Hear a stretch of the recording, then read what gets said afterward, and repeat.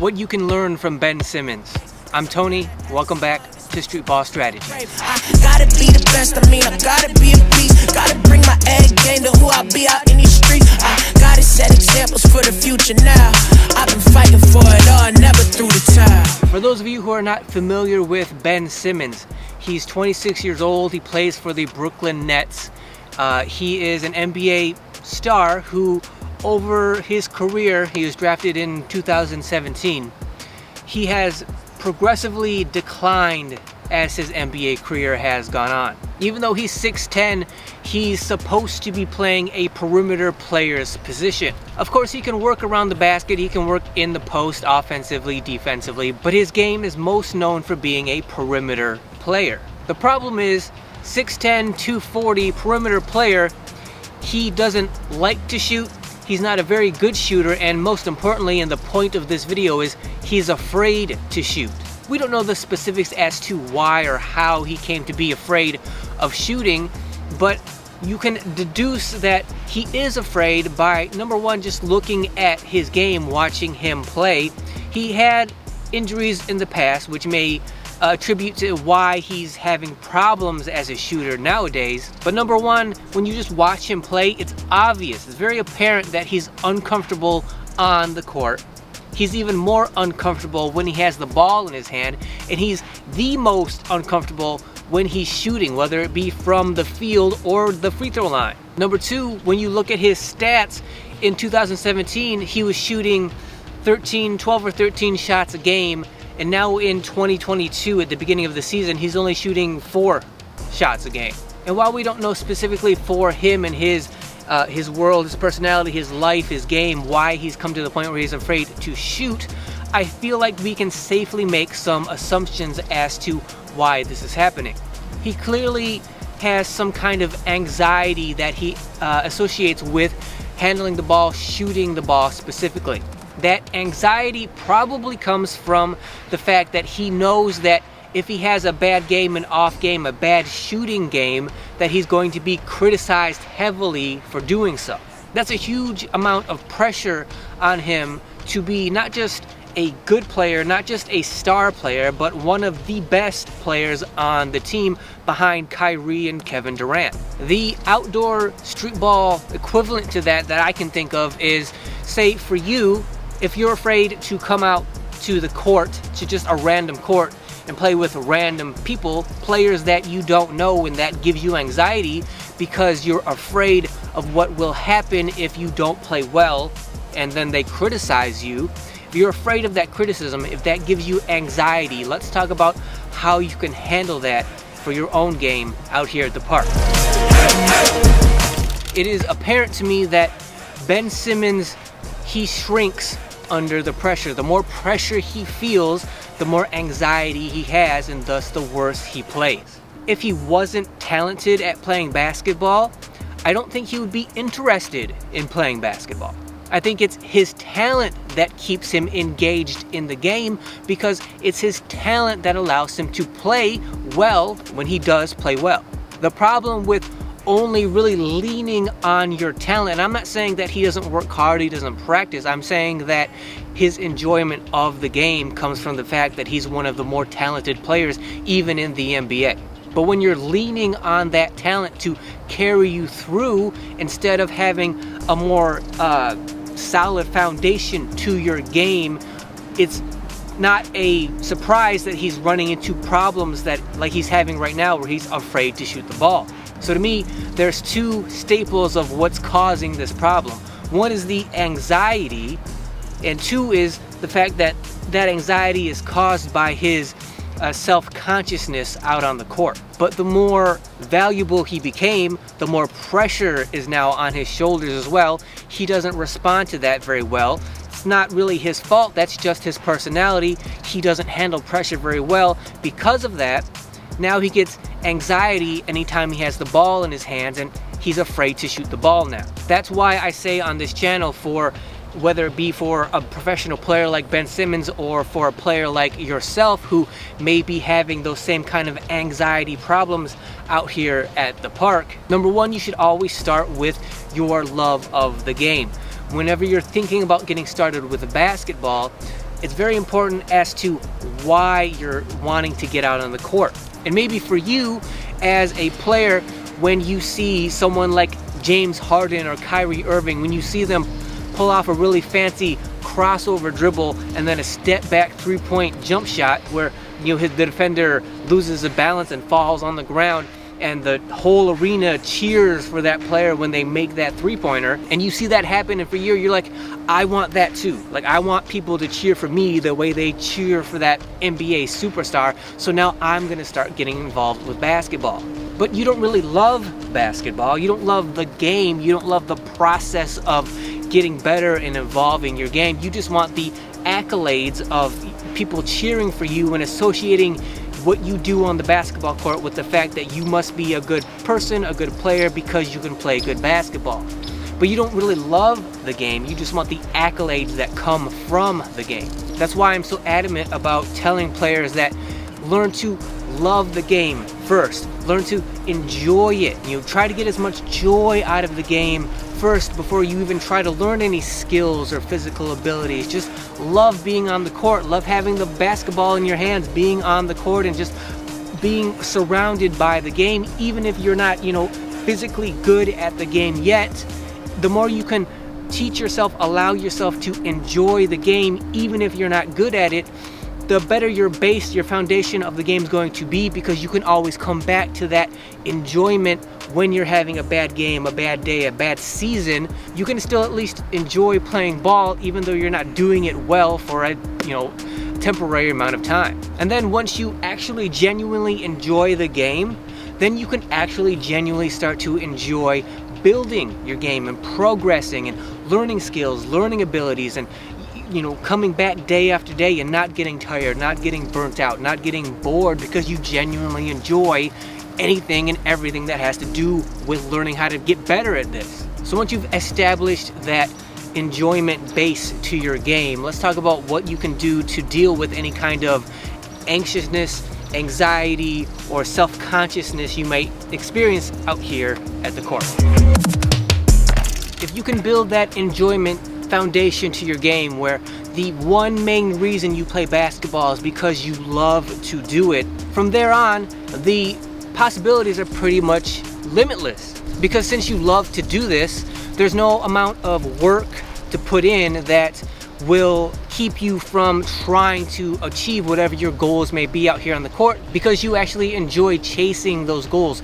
You enjoy going through the process of trying to get where you want to be. And you can teach yourself to do those things better and more efficiently than anyone else out here who doesn't really care about mastering footwork and ball handling, because they don't have the fundamentals, the base, the foundation to branch those rest of the skills from. There are plenty of players that were just like you, who saw James Harden cross a person over, they fall on the ground, he steps back, hits a three, the crowd cheers, and because of that they started playing basketball, started trying to learn the game, and they only base their game on that move by that NBA superstar. That's where their fundamentals are. That's where their foundation and the base of their game is. But if that's the base, if that's the root of your game, where can you go from there? But if you build your game from a foundation of footwork and ball handling, then whatever else you want to do out here on the court, you will be able to teach yourself to do efficiently and effectively, better than anyone else who just ignores footwork and ball handling. And then the next thing you know, you have the best footwork out here, you have the best ball handling out here. Then from there on, you can build whatever abilities and skills you want from those two basics. Because if you can master the boredom and the repetitiveness and the tediousness of going through footwork drills and ball handling drills, and you can get a real mastery of that, if you can get yourself to go through that process of learning those two basic skills, you can teach yourself anything out here. You can master anything you want if you can teach yourself how to master ball handling and footwork. And maybe one of the most valuable assets that come from being able to master those very fundamentals is the fact that now you have instilled in yourself genuine self-confidence. You know all of the work that you put in to master footwork, to master ball handling. You know all the hours it took you to do that. You know that every little bit of skill that you now have on the basketball court, you earned that. That's very vital to your game, because in instances where you're questioning yourself about, should I go to this court and play with these people because I don't know if my game can live up to them. I don't know if I'll be able to compete with them. I don't know if I'm good enough to get on the court with them. What if I get on the court with them and I'm completely embarrassing myself?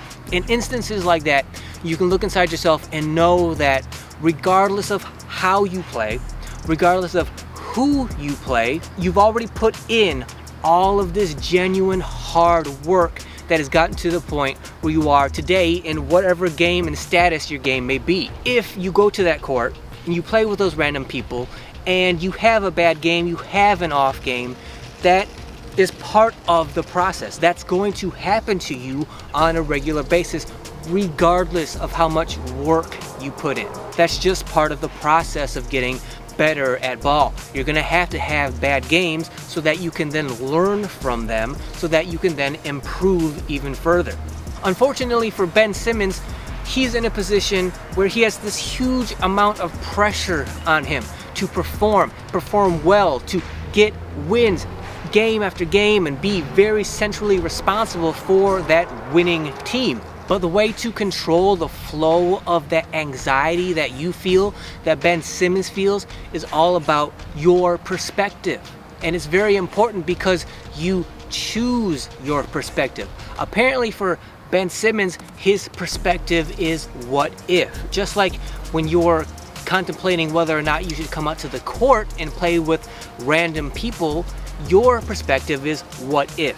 What if I embarrass myself? What if I have a bad game? As I've said repeatedly on this channel, playing the what if game can be very dangerous because most people lose at the what if game because most people do not play the game to the end.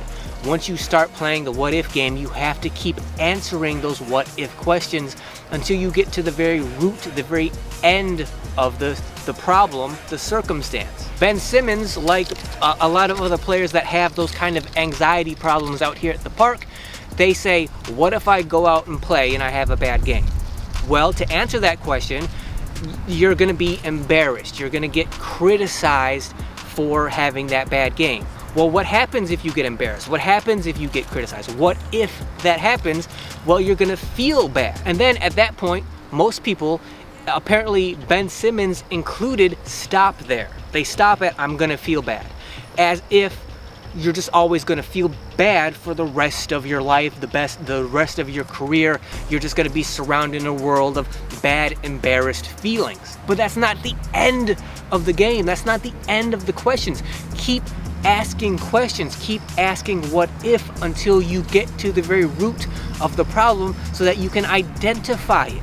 Because once you identify the problem, then you can actually take care of it. You can solve it. And while solving it may not be easy, the solution to do so will be simple. And let me give you the shortcut right now. Let me give you the answers to this what if test right now. The answer, the shortcut is going to be to change your perspective. So instead of your perspective being, what if I fail, and all the bad feelings and all the bad stuff that's going to come with it, change your perspective to, regardless of what happens on the court, even if I'm successful, even if I have a good game, that's not going to change the fact that I'm still going to continue to work and improve and get better. It doesn't change the fact that I've already put in all of this work to master footwork, to master handling the ball, to have that mastery, all those hours, all that time, all the effort you put into having that mastery already instilled in your game. Whether you fail or whether you have a great game, that's not going to change the fact that you already have that mastery, and it's not going to change the fact that tomorrow, whether you fail and have a terrible game and embarrass yourself, or if you have a great game and just outshine everybody, tomorrow you're going to be back out here on the court working as hard as you can to be the best player you can. If you want to get rid of that anxiousness and thus the self-consciousness that comes along with it, Learn how to change your perspective. Your perspective controls everything that has to do with that anxiousness. Your perspective is built on you keeping it real with yourself about what you want out here on the court, what your intentions are, what you want, why you're here. Also about what kind of player do you want to be out here, what kind of player are you in contrast to what you want to be, what are your strengths, what are your weaknesses, what do you got to work on, how do you get from where you are now in your game to where your goals are in the future. But you have to earn that mastery. No one can earn it for you.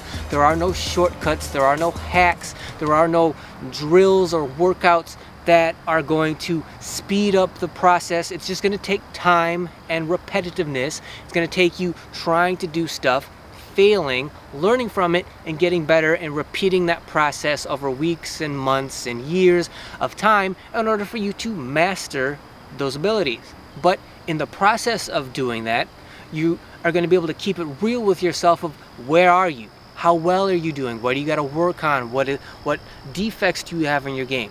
What do you need to do in order to get to where you want to be, in order to master those basic fundamentals? So allow that to factor in as your skills and abilities increase because of the work you're putting in. Allow that to affect the perspective that you have out here.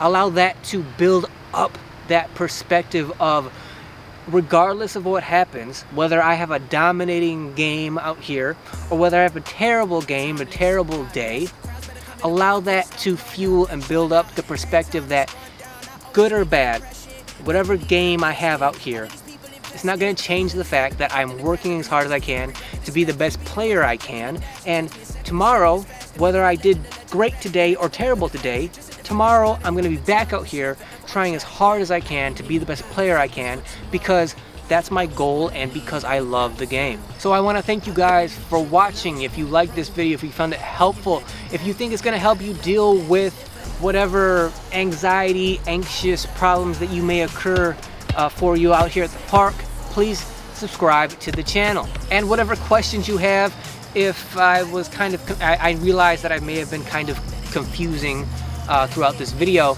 If you have any questions about any points I was trying to make in this video, feel free to ask them down below and I'll do my best to clear things up for you. Also, make sure to hit that thanks button. When you do, it directly supports the channel, and in turn, all your comments below get highlighted and they stand out down in the comment section. So anybody who hits that button and supports the channel, know that I genuinely appreciate it. As always, like, share, comment, hit that notification bell so you're notified whenever any videos go live on this channel. And until then, I will see you guys next week. Lightning in the bottle, fighting for tomorrow. I was born to lead, I would never follow. I've been in the jungle, I was born to rumble. When you're legendary, then they gotta love you. Legends live forever.